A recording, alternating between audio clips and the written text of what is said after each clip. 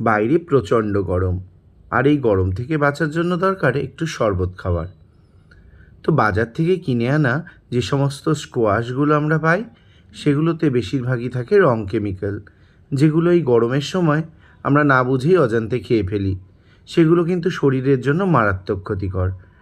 তাই আজকে দুর্দান্ত একটা ড্রিঙ্কসের রেসিপি আপনাদের সাথে শেয়ার করব। প্রথমে দুটো আম আমি পুড়িয়ে নিয়েছি মাটির উনুনে।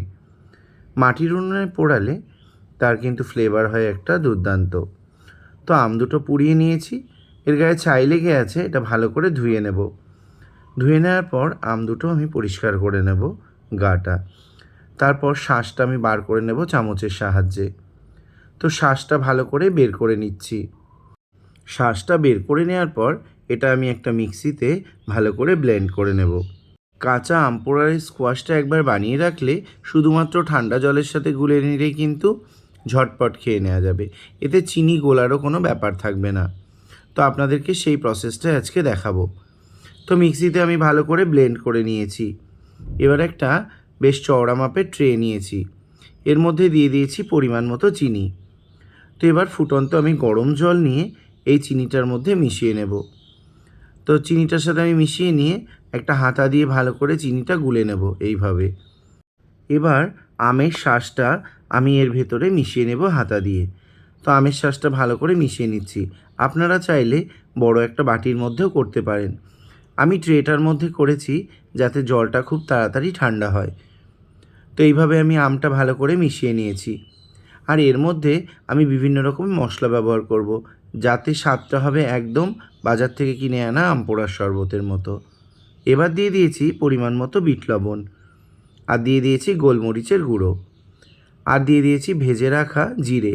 এই জিরেটা আমি শুকনো খোলায় ভেজে রেখেছিলাম। তো এবার দিয়ে আমি ভালো করে মিশিয়ে নেব। তো এই দেখুন, ঠিক এইরকম। তো বাজার থেকে আনা আমপানাগুলো বেশিরভাগ সবুজ রঙের হয়, তাতে সবুজ রং মেশানো থাকে। চাইলে রং মেশাতেই পারেন, ভালো লাগবে দেখতে, কিন্তু শরীরের পক্ষে কিন্তু ততটা ভালো হবে না। এবার একটা বোতলের মধ্যে ভরে রেখে দেব। যখনই গরমের মধ্যে একটু কিছু ঠান্ডা খেতে ইচ্ছা করবে, ঠান্ডা জলের সাথে জাস্ট একটুখানি গুলিয়ে নিয়েই খেয়ে নেওয়া যাবে। কোনো রকম চিনি মেশানোর ঝামেলা থাকবে না। তো এই আমের সিজনে বাজারে কিন্তু অনেক আম পাওয়া যায়, তখন আমাদের মাথায় আসে না যে কী করব। তো এই ধরনের আম পোড়ার শরবতটা বানিয়ে রাখলে সারা বছরভর কিন্তু আপনারা খেতে পারবেন। এবার একটা কাচের গ্লাসে কয়েক টুকরো বরফ নিয়ে নিয়েছি। তো একটু ঠান্ডা না হলে কি জমে বলুন তো গরমের দিনে। এই দেখুন বোতলের মধ্যে ভরে রেখেছি।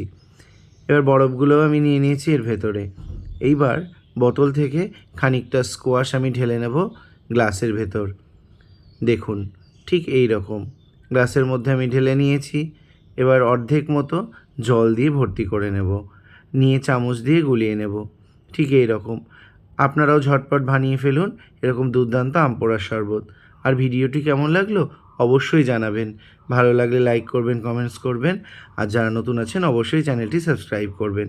আপনাদেরকে অসংখ্য ধন্যবাদ। অসাধারণ টেস্ট।